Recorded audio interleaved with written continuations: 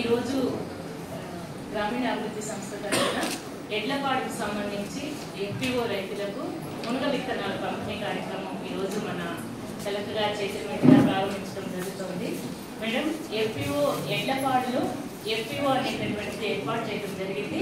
ఇక్కడ 2200 మంది రైతులు ఎఫ్పిజి గ్రూప్స్ ఏర్పాటు చేసుకుంటున్నారు.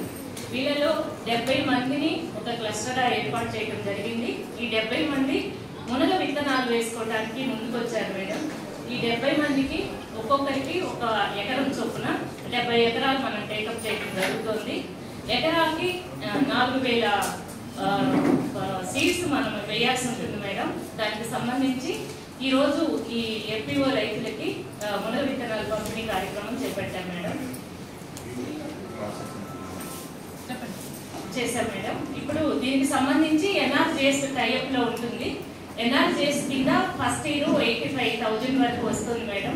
ప్రాసెసింగ్ కి సీడ్ చేయడానికి మెటీరియల్ మెటీరియల్ మొత్తం కూడా ఎన్ఆర్జిఎస్ నుంచి ఇవ్వడం జరుగుతుంది మేడం. మన తరఫున వీళ్ళకి ప్రాసెసింగ్ ప్లాంట్ అనేటటువంటిది ఏర్పాటు చేసి ఆ ప్రాసెసింగ్ ప్లాంట్ లో ఈ మునగ 2 నెలలకు ఇప్పుడు మనం వేసిన తర్వాత 2 నెలల తర్వాత మునగ ఆకు రావడం జరుగుతుంది మేడం. అట్లా 60 ఎకరాలు మనం వేస్తాము. ఈ 2 నెలలకు వచ్చేటటువంటి మునగ ఆకుని మనం ప్రాసెసింగ్ చేసి ఆకుని ఎండిన తర్వాత దాన్ని మళ్ళా మెత్తగా పొడి చేసి మనం డిస్ట్రిబ్యూషన్ చేయడం జరుగుతుంది మేడం. ఆకు వరకు అమ్మితే కేజీకి 150 చొప్పున లాభం వస్తుంది మేడం. అలా కాకుండా పౌడర్ గా తయారు చేసడానికి అమ్మితే 350 కేజీకి రావడానికి అవకాశం ఉంది మేడం.